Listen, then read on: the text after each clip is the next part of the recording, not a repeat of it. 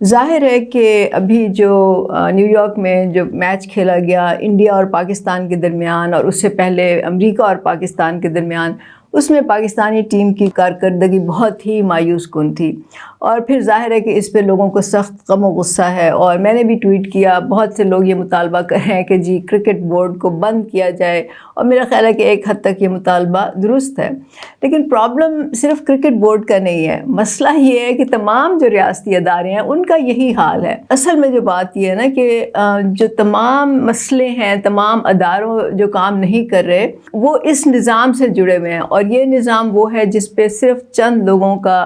دولت پہ، طاقت پہ اور ان کے فیصلہ جو کرنے کا اختیار ہے اس پہ کنٹرول ہے، اور یہی لوگ جو ہیں وہ کرتا دھرتا ہیں اس ملک کے۔ تو جب تک یہ نہیں ٹھیک کیا جائے گا، باقی مسئلے کیسے حل ہو سکتے ہیں، باقی ادارے کیسے درست ہو سکتے ہیں، کیونکہ پچھلے 76 سال سے یہی ہو رہا ہے نا ہمارے سامنے، اور ہم دیکھ رہے ہیں آہستہ آہستہ ملک نیچے کی طرف جا رہا ہے۔ اگر آپ دیکھیں تو کیا Pakistan steel mills, Pakistan international airlines, واپڈا، کیا یہ ادارے درست کام کر رہے ہیں؟ کیا ریلوے کا جو ادارہ ہے کیا وہ ٹھیک ہے؟ کیا اسکولوں میں تعلیم کا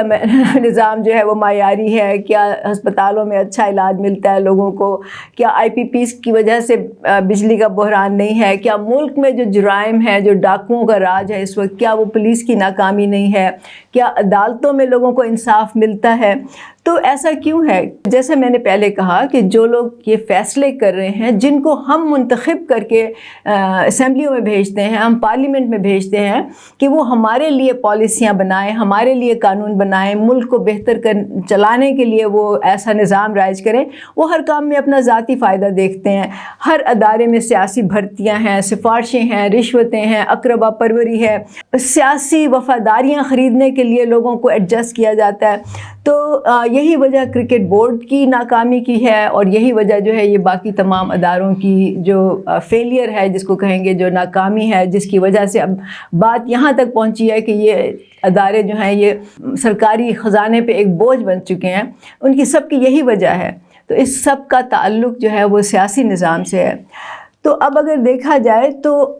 کیا عام لوگ اس سیاسی نظام کی ناکامی کے ذمہ دار نہیں ہیں؟ مطلب صرف سوشل میڈیا پہ شکایتیں کرنے سے، صرف سوشل میڈیا پہ ڈیمانڈز یا مطالبے یا ریکویسٹ یا درخواستیں کرنے سے تو کام نہیں ہوگا نا، اس کے لیے عملی طور پہ قدم اٹھانا ہوگا، لیکن وہ کرنے کے لیے تو وقت لگتا ہے، اس کے لیے محنت کی ضرورت ہوتی ہے، اس کے لیے جرأت اور ہمت چاہیے ہوتی ہے، تو وہ تو کوئی کرنے کو تیار نہیں ہے۔ تو اب ایسا تھا کہ اب تک تو تمام جو بڑی پارٹیاں تھیں اس میں عام لوگوں کو جگہ ہی نہیں ملتی تھی، ان کے پاس ایک پلیٹ فارم ہی نہیں تھا جس پہ کہ وہ متحد ہوں، منظم ہوں، پھر اپنے جو مطالبات ہیں، جو عام لوگوں کے مسئلے ہیں یا ان کی جو بھی گریونسز ہیں، وہ وہاں تک لے کے جائیں، ایوانوں تک لے کے جائیں، یا وہاں ایوانوں میں خود بیٹھے ہوں تاکہ ان کی بات سنی جائے۔ اب تک تو اس کے لیے کوئی پلیٹ فارم نہیں تھا، کیونکہ یہ جو باقی بڑی سیاسی پارٹیاں ہیں یہ عام لوگوں کو گھاس بھی نہیں ڈالتی۔ لیکن اس وقت برابری پارٹی آپ کے سامنے ہے نا، برابری پارٹی موجود ہے، جو بنائی ہی اس لیے گئی ہے کہ عام لوگ اس پر آئیں، منظم ہوں، متحد ہوں، اور پھر ایک سیاسی مہم چلائیں، ان لوگوں کا سیاسی بائیکاٹ کریں۔ کیا یہ کوئی کرنے کو تیار ہے؟ اصل سوال یہ ہے۔ تو اگر آپ اپنی ذمہ داری قبول کرنے کو تیار نہیں ہیں، صرف شکوہ شکایت سے کام چلانا چاہتے ہیں، تو پھر یاد رکھیں کہ ایسے نہ قومیں چلتی ہیں نہ ملک چلتے ہیں۔ جب تک جو شہری ہوتے ہیں ان میں سیاسی شعور نہیں آتا، ان میں اپنے جو رائٹس ہیں، اپنے حقوق ہیں، ان کا اس کو ادراک نہیں ہوتا، اور جو اپنی ذاتی جو چھوٹی چھوٹی خواہشیں ہیں، تو چھوٹے چھوٹے مفادات ہیں، اس کو وہ ایک سائڈ پہ رکھ کے جو بڑی ویژن ہے، جو ملک کی بہتری ہے، جو تمام لوگوں کی خوشحالی ہے، جب تک کہ وہ اس کو سامنے رکھ کے فیصلے نہیں کرتے، تب تک کوئی قوم، کوئی ملک نہ آگے بڑھ سکتا ہے، نہ ترقی کر سکتا ہے۔ تو دراصل اس میں ہمیں خود اپنا محاسبہ کرنے کی ضرورت ہے، صرف ادارے بند کرنے سے نہیں ہوگا، پھر تو آپ پورا ملک بند کر دیں، پھر کیا ہوگا پاکستان کا؟ بہت شکریہ۔